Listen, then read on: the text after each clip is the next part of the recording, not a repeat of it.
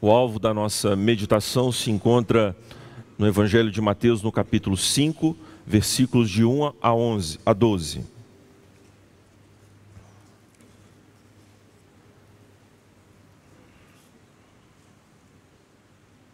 Assim nos diz a palavra do nosso Deus, irmãos. Vendo as multidões, Jesus subiu ao monte e se assentou. Seus discípulos aproximaram-se dele e ele começou a ensiná-los, dizendo: Bem-aventurados os pobres em espírito, pois deles é o reino dos céus. Bem-aventurados os que choram, pois serão consolados. Bem-aventurados os humildes, pois eles receberão a terra por herança. Bem-aventurados os que têm fome e sede de justiça, pois serão satisfeitos. Bem-aventurados os misericordiosos, pois obterão misericórdia. Bem-aventurados os puros de coração, pois verão a Deus. Bem-aventurados os pacificadores, pois serão chamados filhos de Deus. Bem-aventurados os perseguidos por causa da justiça, pois deles é o reino dos céus.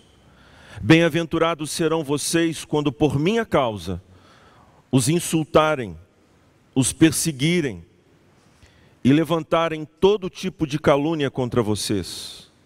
Alegrem-se e regozijem-se, porque grande é a sua recompensa nos céus, pois da mesma forma perseguiram os profetas que viveram antes de vocês. Curve a sua fronte e vamos ainda mais uma vez orar, buscando a iluminação do Espírito de Deus para entendermos a mensagem do Senhor nesta manhã. Deus de Abraão, Isaque e Jacó, ó Altíssimo, Senhor dos céus e da terra, e Pai de nosso Senhor e Salvador Jesus Cristo. Senhor amado, quem somos nós para o só pisarmos neste local?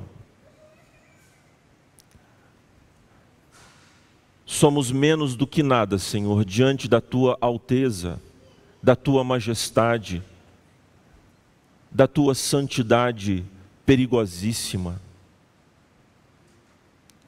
Tu és terrível, ó Deus, Deus justíssimo. Não há quem possa deter a Tua mão e dizer a Ti o que fazes. O Teu reino domina sobre tudo e sobre todos. As hostes do mal atendem ao Teu mandar. E ao perpetrarem os seus enganos, nada mais fazem do que a revelação do Teu plano. Ó profundidade da sabedoria, da riqueza, dos Teus pensamentos, ó Deus. Quão insondáveis são os Teus caminhos, os Teus juízos. Senhor, é por esta razão que só podemos ler a Tua palavra, pois o Senhor é o Deus que se revela. O Senhor é o Deus que habita a luz inacessível e através de Cristo Jesus, que é o Espírito de toda a profecia, é Ele quem faz a exegese do próprio Deus e nos ensina acerca de Ti, ó Pai bendito, a plenitude invisível da Trindade. Deus amado, nós pedimos que a poderosa mão do Senhor, a eficácia do Teu Espírito, nos dê conta acerca da Tua palavra nesta manhã. Que os nossos corações, ó Deus, sejam movidos de tal maneira que podemos sair daqui hoje com o nosso coração transformado, o desejo de mudar as nossas vidas, de nos pautar pela Tua palavra e dar glória ao Teu nome. pois foi o Senhor mesmo que nos inseriu neste plano que o Senhor mesmo estabeleceu, que é em tudo dar glórias a Ti. Não há outra bênção maior para os Teus filhos, se não nos envolvermos no propósito maior da existência do próprio Deus, que é em tudo ser glorificado. O Senhor quer ser adorado. O Senhor é o único digno de toda a adoração. E o Teu Espírito nos envolveu nesta obra.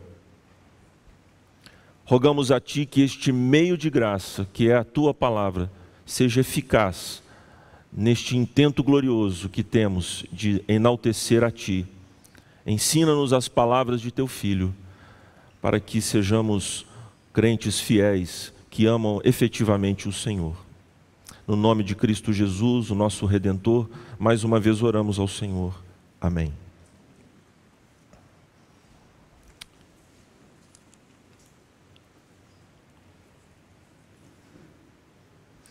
Onde está o reino de Deus? Está o Rei. O nosso Senhor Jesus Cristo, meus irmãos, é retratado pelo evangelista Mateus como o grande Rei. O nosso Senhor está presente desde a genealogia de Mateus, o modo como ele seleciona a descendência de Cristo Jesus, apontando para este fato. O Senhor, ele é da dinastia de Davi. Ele é uma figura real, poderosa. E como rei, ele tem todo o poder para governar o seu povo, porque o seu reinado está atrelado à sua palavra, ao seu ensino. O seu ensino poderoso que, ao transmitir o conhecimento de Deus, convence aqueles que lhe pertencem. Ele, através do seu ensino, faz com que os homens dobrem os seus joelhos diante da sua majestade, e prestem adoração e louvor ao Senhor. O Senhor Jesus, no capítulo de número 2 deste evangelho, eu peço aos irmãos que estejam com a palavra aberta e acompanhem a leitura. No capítulo 2, o evangelista nos fala da visita dos magos. E vejam como o acontecimento aponta para a figura real de Cristo Jesus. Depois que Jesus nasceu em Belém da Judéia, nos dias do rei Herodes, magos vindos do Oriente chegaram a Jerusalém e perguntaram: onde está o recém-nascido rei dos judeus? Vimos a sua estrela no Oriente e viemos adorá-lo. Quando o rei Herodes ouviu isso, ficou perturbado, e com ele toda Jerusalém. Tendo reunido todos os chefes dos sacerdotes do povo e os mestres da lei, perguntou-lhes onde deveria nascer o Cristo, e eles responderam: em Belém da Judéia, pois assim escreveu o profeta. Mas tu, Belém, da terra de Judá, de forma alguma és a menor entre as principais cidades de Judá, pois de ti virá o líder, que como pastor conduzirá Israel, o meu povo.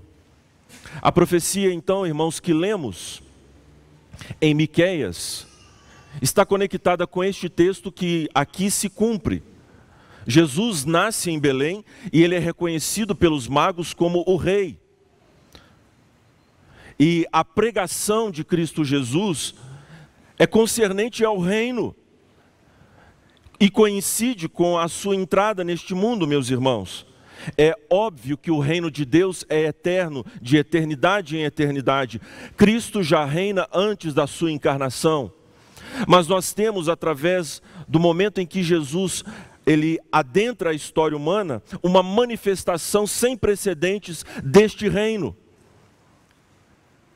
De sorte que, quando ele expulsa demônios, o próprio Senhor Jesus diz que o reino de Deus é chegado até vós. O reino de Deus está entre vocês, ele disse a uma certa altura aos seus oponentes, como Lucas registra no seu evangelho.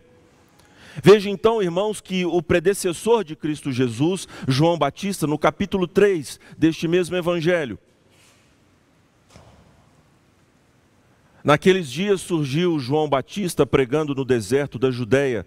Ele dizia: arrependam-se, pois o reino dos céus está próximo. A tradução em inglês não nos deixa confuso, como infelizmente acontece na tradução em português. Nos diz que o reino está at hand, ou seja, ele está próximo, à mão, aqui, perto de nós. E não próximo num sentido cronológico, como infelizmente a nossa tradução pode nos desviar a atenção. O reino de Deus está presente, ele está se manifestando na pregação de João Batista, que anuncia a vinda do Cordeiro de Deus, a vinda do Rei. E o Senhor Jesus, no capítulo 4, ele, após ser tentado por Satanás, que ofereceu ao rei os reinos da terra, e que o Senhor Jesus o vence, pois sabe que ele é rei de um outro reino, que atinge a terra, e é o reino efetivamente, de fato, glorioso, o reino sobre todos os outros reinos. No capítulo 4, no versículo 17, a seguir, após a tentação, o Senhor Jesus inicia o seu ministério, e o que ele prega? O que João Batista pregava. Daí em diante Jesus começou a pregar: arrependam-se, pois o reino dos céus está próximo. O Senhor Jesus tem uma mensagem para o povo da aliança, uma vez que eles estavam todos dominados, o cenário religioso, pelos fariseus, como nós sabemos. Os fariseus dominavam particularmente as sinagogas, que já é uma espiritualização daquilo que acontecia no templo. Há uma descentralização daquela adoração prestada no templo, em Jerusalém, para as sinagogas, já antecipando o que aconteceria mais adiante, quando o templo será destruído. Mas, irmãos, os fariseus, eles escravizavam o povo através de uma religião legalista, que colocava sobre os ombros do povo um saco de batatas de leis, tradições, completamente alheias à palavra do Senhor. E Cristo Jesus, no meio desta terra seca, árida, ele vem com a mensagem gloriosa do Evangelho, a boa nova, que é antecedida pela terrível notícia de que Deus se ira contra os pecadores, e por isto o arrependimento. A presença do rei atesta a presença do reino, e a presença do reino requer daqueles que ouvem o rei arrependimento, mudança. Não pode ficar indiferente jamais àqueles que ouvem o rei. No versículo de número 23 do capítulo 4, Jesus foi por toda a Galileia ensinando nas sinagogas deles, pregando as boas novas do reino e curando todas as enfermidades e doenças entre o povo. Notícias sobre ele se espalharam por toda a Síria, e o povo lhe trouxe todos os que sofriam de vários males e tormentos, endemoniados, loucos e paralíticos, e ele os curou. Grandes multidões o seguiam, vindo da Galileia, Decápolis, Jerusalém, Judeia e da região do outro lado do Jordão. O Senhor Jesus expandindo o seu reino poderoso, manifestando a graça de Deus através das suas curas e milagres, mas também através do seu ensino. E ele foi nas sinagogas, no cenário, vamos nos recordar daquilo que disse anteriormente, no cenário dominado pelos fariseus. De sorte então, irmãos, que chegamos ao capítulo de número 5, e o assunto de Mateus é sobre o rei e o reino. Vendo as multidões, Jesus subiu ao monte e se assentou. Esta é uma maneira do autor bíblico registrar a autoridade do rabinato de Jesus. Os rabinos, quando eles iam ensinar, eles se assentavam. Era um gesto que simbolizava esta autorização para o ensino. Os outros, obviamente, não passavam de um rito morto, pois o Senhor Jesus chegará ao final deste grande discurso, o Sermão da Montanha, E as multidões reconhecerão a sua autoridade. Ele está autorizado a falar porque fala e vive o que fala. E Mateus registra esta autoridade de Jesus. Infelizmente, meus irmãos, a NVI, as traduções são traições, todas elas têm pontos fortes, algumas são desprezíveis completamente, esse não é o caso da NVI, mas ela omite um fato aqui importante. E os irmãos que depois tiverem acesso à Bíblia em inglês, poderão atestar. Seus discípulos aproximaram-se dele e ele abrindo a boca começou a ensinar. A frase indica a autoridade de Jesus. Os irmãos devem se lembrar que no Salmo 78 está dito, e depois isso o próprio Mateus registra, que ele abriria a sua boca em parábolas, apontando para a autoridade de Jesus. É o rei que se assenta no seu trono, improvisado ali, para ensinar com autoridade. Ele vai falar, a sua boca vai se abrir. É óbvio que quando falamos a boca se abre. Mas por que esta expressão idiomática? Para apontar a autoridade profética de Jesus. Ele vai dizer as palavras de Deus. Ele não dirá palavras de si mesmo. E isto, meus irmãos, já coloca todo o ministério de Jesus em uma dimensão inteiramente diferente dos rabinos, dos fariseus. É impressionante o que aqui acontece. É devastador.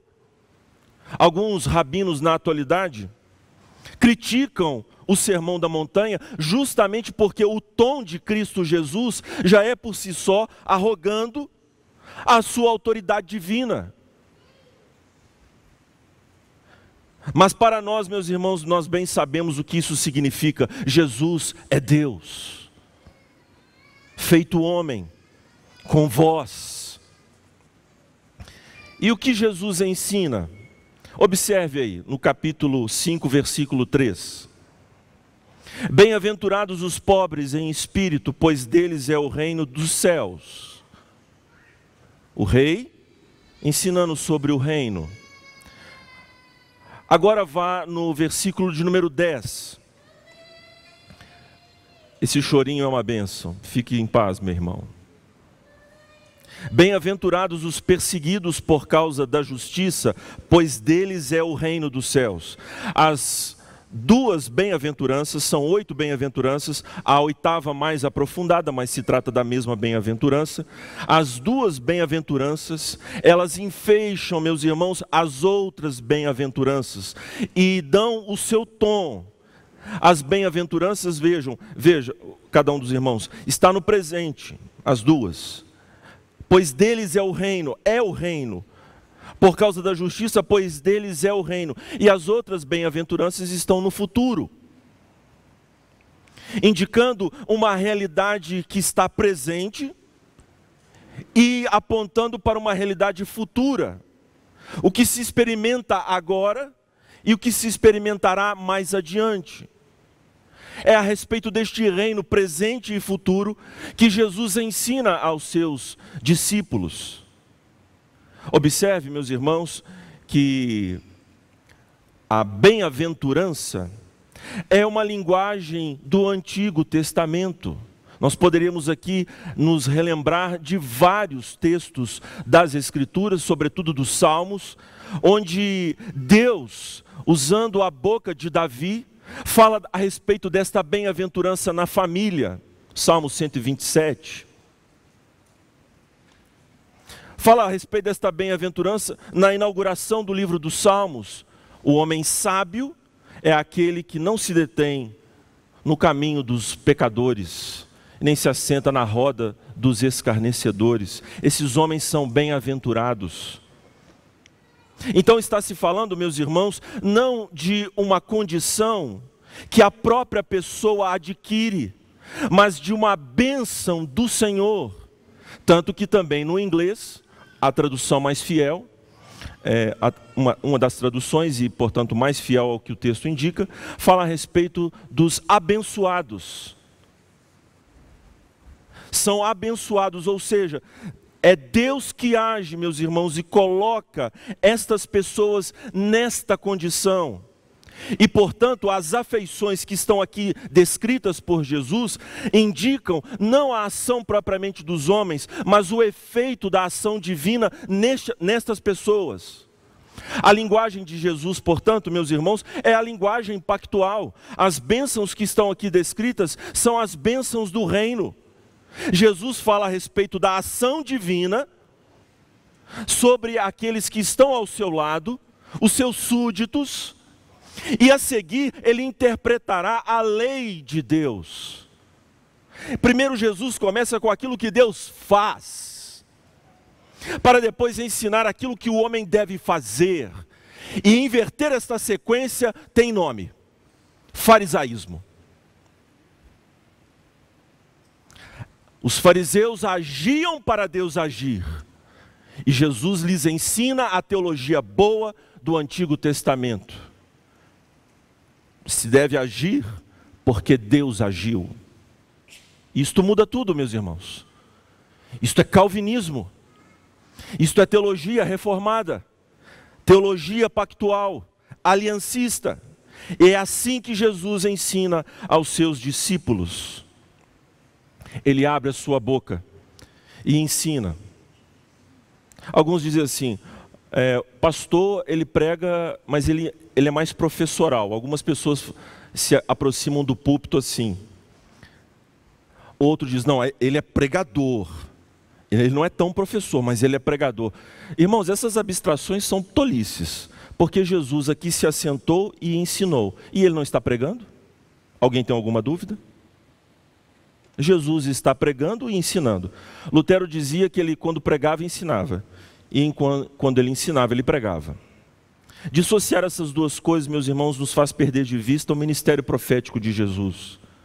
O seu ensino é proclamador e quer mexer conosco, quer envolver os seus ouvintes, aqueles que o assistem no momento da entrega deste sermão, e nós que estamos aqui hoje. É Cristo mesmo que abre a sua boca e fala conosco, meus irmãos.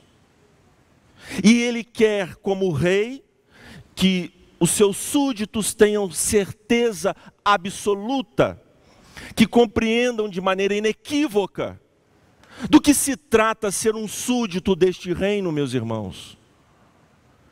É preciso então que nós entendamos que estas características que aqui estão elencadas pelo Senhor é o efeito inevitável da ação de Deus na vida de todo aquele que é súdito de Cristo Jesus. Nós não podemos produzir isto por nós mesmos. Não podemos sair daqui com a impressão de que tudo que está sendo dito, cabe agora nós todos realizarmos isto para entrarmos no reino dos céus. Não! É aquilo que Deus fez e, portanto, deve nos fazer agir da mesma maneira, andarmos nas pegadas daquilo que Deus já fez. Bem-aventurados os pobres em espírito. Os pobres aqui, meus irmãos, obviamente não podem se restringir àqueles que são menos abastados. São pessoas que não têm absolutamente nada a oferecer a Deus. São pessoas destituídas de toda e qualquer qualidade espiritual. São pessoas avessas. E quando o Senhor Jesus diz, irmãos, sobre pobres, Ele está colocando uma agulha debaixo da unha dos fariseus. Porque o que os fariseus entendiam é a respeito da força, da sua vontade própria, da sua força, do seu braço. Tanto que há uma palavra que Lucas registra a respeito daquelas pessoas como as prostitutas, os publicanos, são pecadores. Havia este uso corrente da palavra para se referir àquelas pessoas que têm uma baixa moral, E Jesus, ele fala que essas pessoas estão numa condição propícia, colocadas por Deus, são abençoados. Porque o reino de Deus, meus irmãos, preenche o vazio. A suficiência do rei é que estabelece a eficiência do seu povo.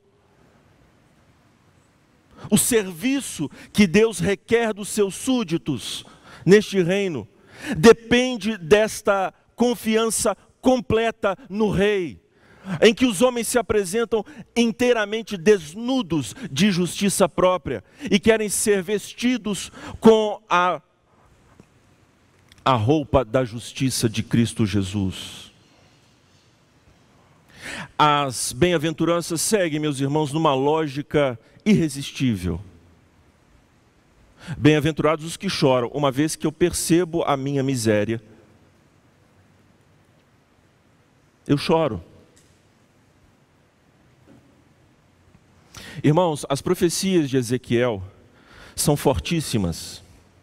E Ezequiel, em alguns momentos da sua profecia, fala a respeito das ações de Deus, levando o povo ao arrependimento.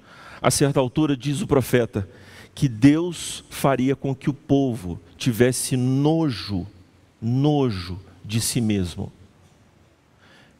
O capítulo 20 fala a respeito de anciãos que foram até o profeta para obter dele uma palavra de bênção.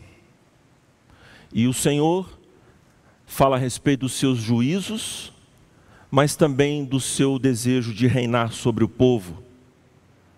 O povo, meus irmãos, estava sacrificando os filhos aos deuses pagãos. O povo de Deus, ultrapassando em paganismo os próprios povos pagãos. E Deus levou este povo, conforme nós vimos, o remanescente fiel, e a todo aquele que é introduzido no reino, a ter nojo de si. Pois serão consolados. A promessa de que aqueles que de fato estão sendo contristados segundo Deus, não uma tristeza que adoece, mas uma tristeza que cura,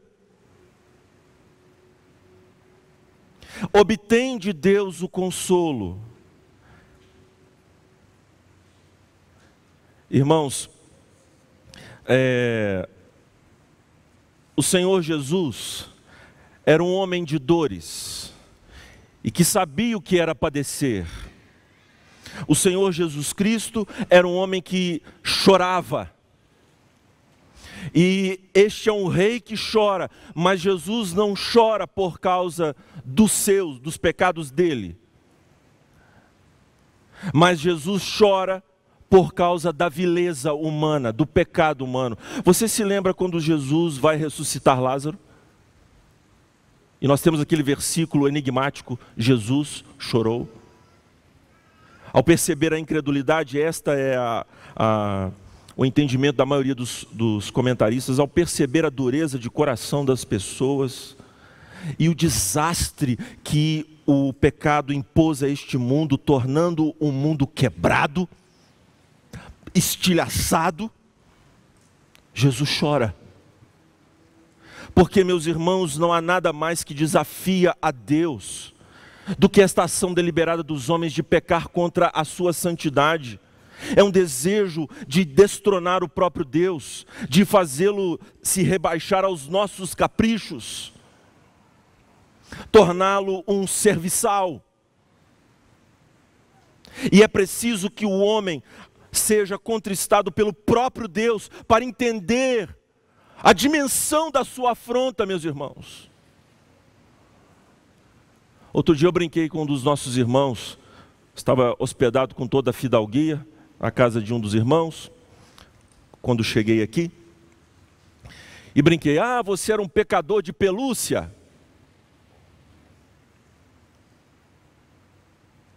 A nossa moral, meus irmãos, nos faz pensar, nos distrai, mas nós, diante de Deus, cometemos um pecado, uma afronta terrível contra o Senhor, é contra Deus que pecamos. E é por isso que o homem é levado ao choro, ao desespero. Veja aquela mulher que ungiu os pés de Jesus. Choro, irmãos, nojo da sua vida de prostituição. Veja a atitude do publicano arrependido, Zaqueu. Ele queria restituir 4 vezes mais, porque teve nojo da sua roubalheira. Nojo, meus irmãos. Este é o ponto em que o pecador verdadeiramente convertido chega pela graça de Deus, bem-aventurado. Depois dele se sentir arrependido e chora pela sua condição, agora ele se torna humilde. Humilde. Ele tem uma apreciação de si diante de Deus. É a definição de humildade de Jonathan Edwards. Porque nós sabemos, meus irmãos, que o homem mais humilde foi acusado de arrogância. Jesus. E como diz John Piper, Deus não quer nos livrar da acusação de arrogância. Ele quer nos livrar da arrogância. E a única maneira é nos ver diante de Deus. Por isso, estes homens que se viram pobres de espírito, choraram pela sua condição, eles se veem diante do Senhor e, portanto, são humildes. Na minha terra, costuma dizer que uma pessoa meio abobalhada é uma pessoa humilde. Não é dessa humildade que está falando o texto bíblico, meus irmãos. Nós temos os nossos formatos, não é? Os nossos trejeitos humildes, quando usamos hipocritamente para conquistar aquilo que queremos, o nosso jeito. Mas não é desta humildade que Cristo Jesus está falando. É aqueles que estão diante do Deus Todo-Poderoso, diante da sua santa lei. E, portanto, tem uma apreciação ponderada a seu respeito. Eles receberão a terra por herança. Esta é uma expressão que evoca o Antigo Testamento. O centro da vontade de Deus, simbolizado pela terra prometida, a vontade do Senhor na vida do seu povo. Então, aqueles que são humildes, eles de fato se apoderam das promessas de Deus, porque Deus, irmãos, resiste ao soberbo, mas dá graça ao humilde. Aquele que é pobre, ele enriquece, e aquele que é rico, ele abate. Esta é a característica da obra de Deus no seu povo, e portanto aquilo que eu e você devemos fazer. Bem-aventurados os que têm fome e sede de justiça, eles entenderam a sua condição, choraram, se viram diante de Deus e agora eles querem santidade.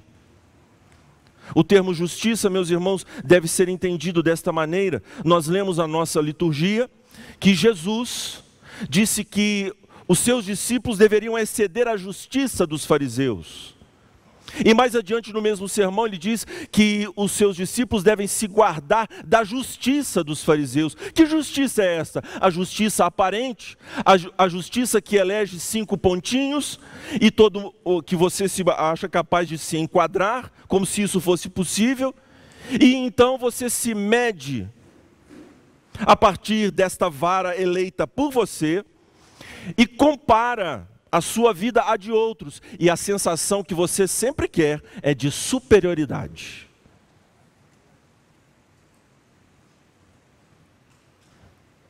A justiça que aqui Cristo fala, é a justiça que fala da conduta daqueles que amam a Deus. A justiça que é desde dentro do coração, porque a lei se volta primeiramente, meus irmãos, para o coração. E este desejo santo, a sede, cuja sede é o coração, não pode assim desejar, senão através do próprio Deus. Abençoado é quando você tem sede e fome de justiça. Justiça não apenas na dimensão da sua espiritualidade, mas justiça. Meus irmãos, porque a justiça anda tropeçando nas ruas. Os homens estão afrontando a Deus. E não há quem seja súdito deste reino que não requeira a mão poderosa de Deus, dando justiça, provendo justiça, derribando os falsos e estabelecendo a justiça. Bem-aventurados os que têm fome e sede de justiça. E uma vez que eles têm fome e sede de justiça, eles percebem que, embora tendo esta fome, estão muito aquém daquilo que Deus exige, e reconhecem a graça, e por isso são misericordiosos. O Senhor Jesus, mais à frente do sermão, vai dizer a respeito do juízo temerário, daqueles que, como os fariseus, se medem a si mesmos e se comparam com os outros, e são implacáveis, meus irmãos. São pessoas impiedosas e que geralmente caem no erro que condenam. Essa é a paga do fariseu maldito, que confia na sua justiça própria.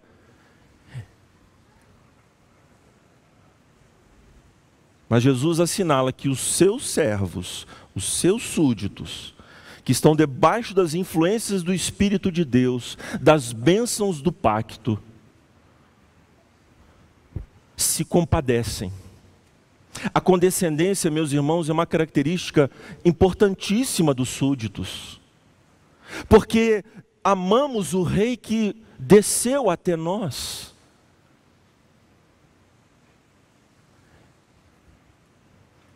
E não pode ser diferente com aqueles que são do seu reino.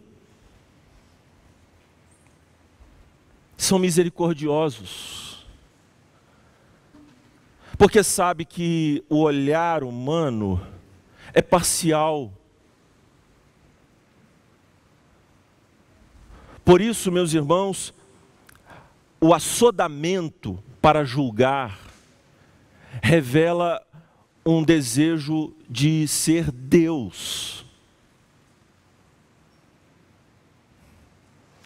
Você já reparou aquelas pessoas que andam olhando sempre as aparências e proferem os seus juízos aí difamatórios? Isto é muito comum, virou corrente.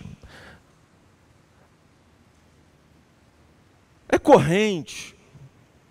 Não temos todas as informações, não sabemos de todas as circunstâncias, e estamos sempre prontos a apontar os dedos e dizer o que se deve fazer ou não.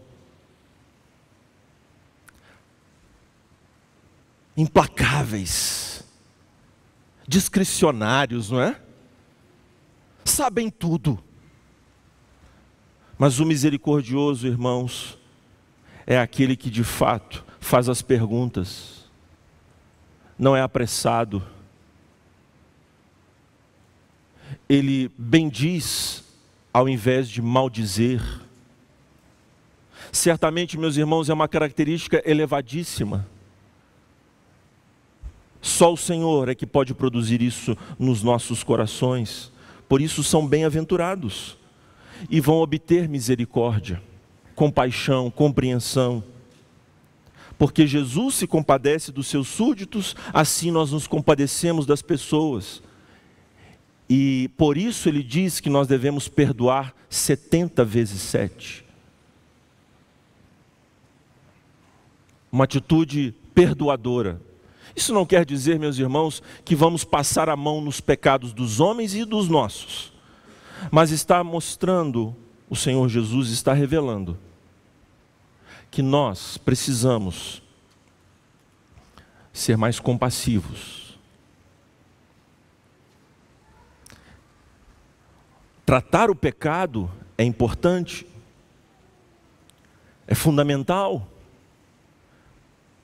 pois ele desmente a sede de justiça que Jesus já apontou como característica do seu súdito. Passar a mão no pecado é contrariar a lei do Senhor. Mas, irmãos, há aqui o equilíbrio entre aquele que ama a Deus, mas que busca a misericórdia do Senhor, e por isso age de forma misericordiosa com aqueles que estão diante de si. Ele perdoa porque foi perdoado. Tem pessoas, meus irmãos, que são crentes, mas parecem bruxas ou bruxos. Já viu aquelas pessoas ranzinzas, ranhetas, desagradáveis, azedas? São pessoas que, via de regra, meus irmãos, carregam sentimentos de culpa dentro de si, e por isso saem espalhando o seu absinto, o seu veneno, dentro ou fora da igreja. E lhes falta misericórdia, porque não foram perdoadas dos seus pecados. Ocultam seus pecados através da sua justiça própria, altiva, a sua maneira altiva de falar, de julgar. Não foi perdoado, por isso não perdoa. Espalha o seu azedume, o seu vinagre.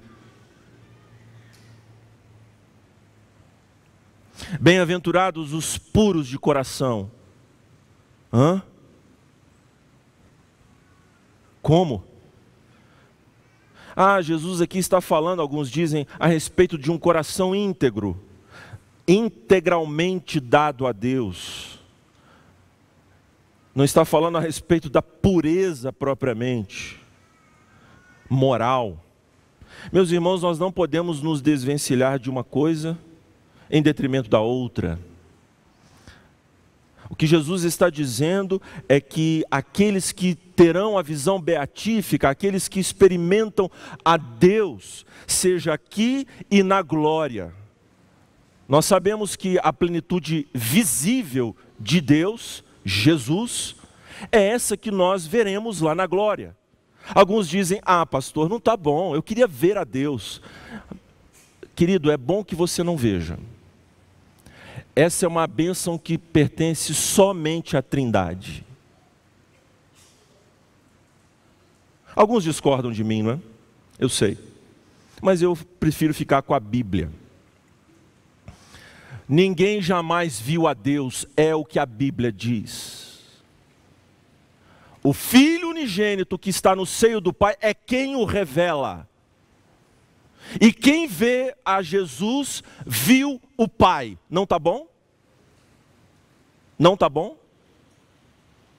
Porque Deus habita em luz inacessível, a qual homem nenhum pode penetrar. Se você quiser penetrar, você vai morrer, que é o que Deus disse para Moisés. Porque é pureza, pureza em máxima escala. Você já esteve diante de uma pessoa vestida completamente de branco? Completamente de branco, e você ficou com medo até de tocar na pessoa? Para não deixar alguma mancha? Você já esteve diante de um bebê limpinho, cheiroso, e alguns pais são tão cautelosos que falam, visita, lave as mãos, porque você vai conspurcar o meu bebê. Irmãos, a pureza, a separação divina, requer daqueles que o veem, pureza também. O veem neste sentido que acabei de lhes explicar. O veem em Cristo Jesus, o Rei. A pureza de coração, a integridade, a vida submissa à santa lei de Deus, a vida que se dobra diante da lei do Senhor, que ama a sua lei, é onde nós encontramos a pureza. A sua lei é santa, perfeita, boa, agradável. Esses verão a Deus. Bem-aventurados os pacificadores.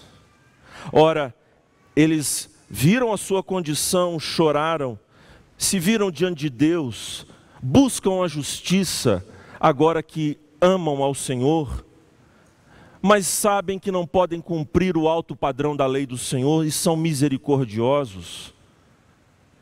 O padrão se eleva, a pureza de coração é requerida, E Ele deseja esta pureza, Ele quer esta pureza, e Ele não quer esta pureza só para si, mas para os outros, e por isso Ele pacifica.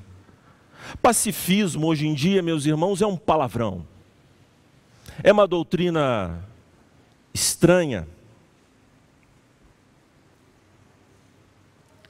Não é disso que o Senhor Jesus está falando. Daquelas pessoas que não pensam jamais em guerras, e nem em armas. O Senhor Jesus está falando a respeito da paz que só Ele pode dar. O shalom de Deus, que aponta para esta condição benfazeja, a ação divina, dominando, governando o seu povo. Deus se reconciliando com os pecadores e estabelecendo a paz através da cruz de Cristo. Não há outro local, meus irmãos, onde a ira de Deus foi satisfeita. Não há outro lugar onde Deus se comprasse senão na cruz de seu Filho, que trouxe verdadeira justiça e paz. Esta paz que Deus dá, que Jesus dá, é esta paz que nós devemos propor aos homens.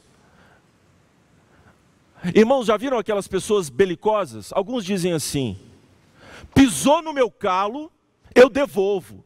Que isso, meu irmão? Isso é doutrina do inferno.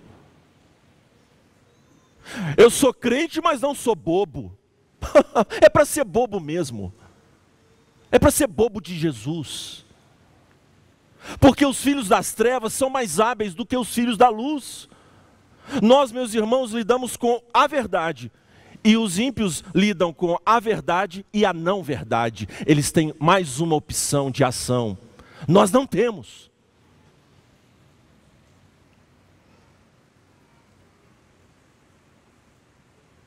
E nós sofremos o dano da verdade,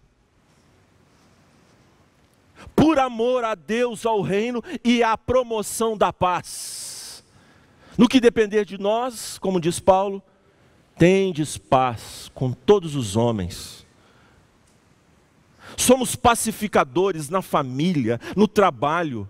Já viram aqueles empregados que arrumam confusão? Chegam para o patrão e falam: fulano se atrasou hoje, patrão. Essa moda continua.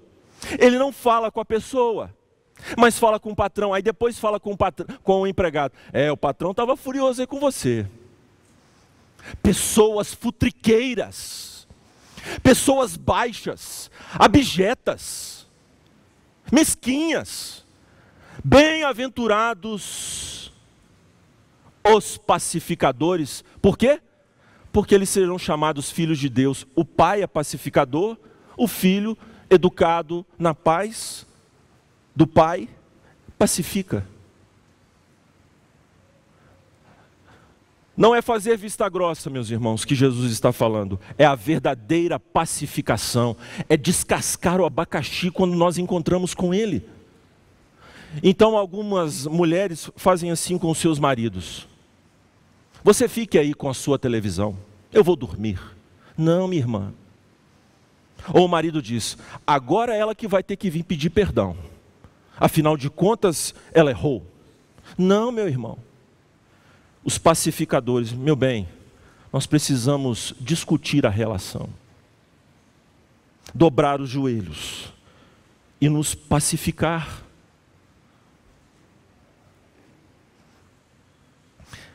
Bem-aventurados os perseguidos por causa da justiça. Ah, mas é claro, quem pacifica promove a guerra. Jesus diz que ele não veio trazer paz à terra, mas espada. Este é o efeito também da pacificação, daqueles que resistem ao reino. E eles não podem fazer outra coisa senão perseguir os pacificadores, os que realmente proclamam arrependimento a todos. Mas, irmãos, aqui está um destaque de Jesus para uma característica muito importante. Paulo fala preocupado aos Tessalonicenses, temendo que Satanás os tentasse a não aceitar a perseguição inerente ao Evangelho. Paulo diz a Timóteo que todos aqueles que querem viver piedosamente padecerão perseguições. É um elemento importantíssimo na vida do cristão, meus irmãos. Primeiro, porque é pedagógico e o faz depender mais de Deus. Segundo, porque é algo que Deus produz para confirmar a vocação e a eleição. Jesus diz: bem-aventurados serão vocês quando por minha causa, não é perseguição, por suas causas. Porque costumamos confundir as coisas. É ser perseguido pela causa do reino.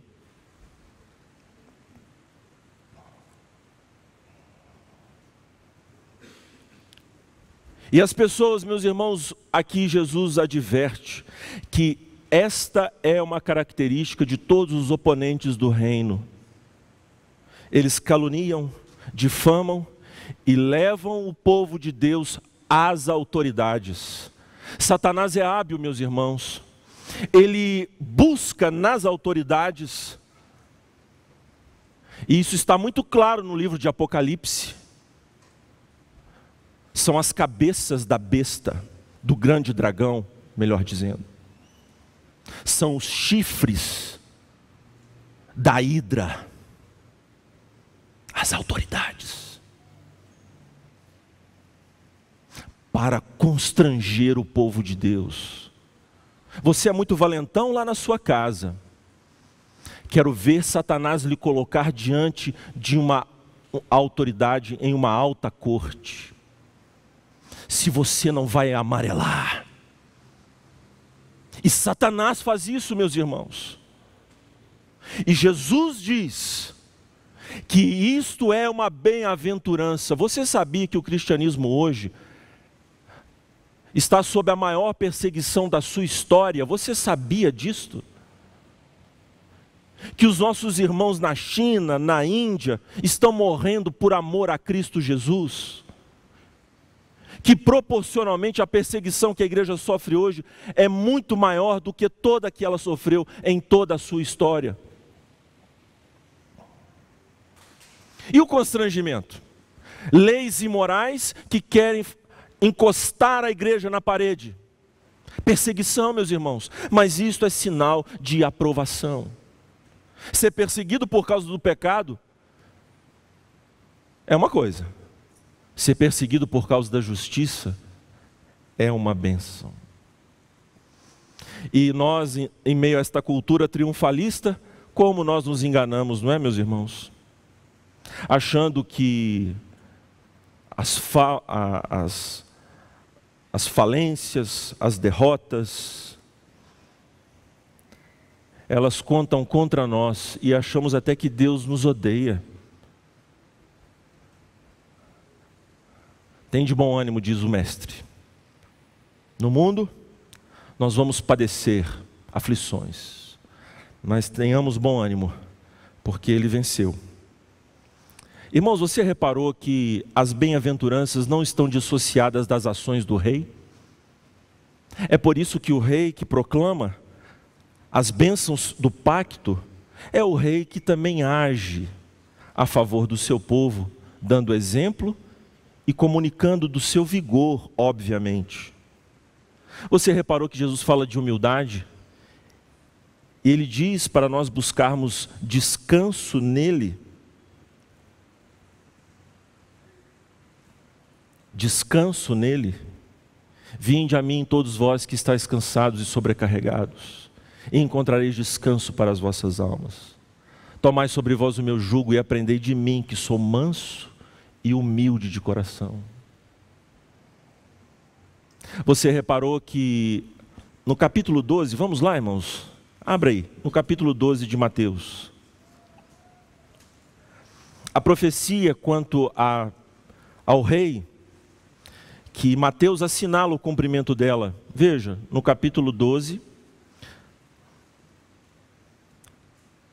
No versículo de número 15 a seguir: sabendo disso, Jesus retirou-se daquele lugar. Muitos o seguiram e ele curou todos os doentes que havia entre eles, advertindo-os que não dissessem quem ele era. Isso aconteceu para se cumprir o que fora dito por meio do profeta Isaías: eis o meu servo a quem escolhi, o meu amado em quem tenho prazer. Porei sobre ele o meu espírito e ele anunciará justiça. Não discutirá nem gritará, ninguém ouvirá a sua voz nas ruas. Não quebrará o caniço rachado, nem apagará o pavio fumegante, até que leve à vitória a justiça. Aqui se referindo, meus irmãos, a esta justiça que Mateus, no seu evangelho, está registrando a conduta dos cristãos, a transformação dos súditos do reino. E Jesus conquistará por sua doçura. Ah, meus irmãos, que doçura! Veja que este Jesus, este rei, ele não se levanta do trono para assustar os seus súditos, mas os convence pelo seu apelo amoroso. Pedro, tu me amas? Pedro, tu me amas? Meus irmãos, se fosse comigo, eu já estaria derretido, com a cara afundada no chão. E aquela pergunta foi como uma faca no peito de Pedro. Eu traí este homem, eu andei com ele sobre o mar, ele me mandou lançar as redes, eu lancei, e eu vi a santidade dele, eu vi o que ele fez, eu disse que eu morreria por ele, e agora eu o traí, praguejando que não o conheço, e ele me pergunta se eu o amo.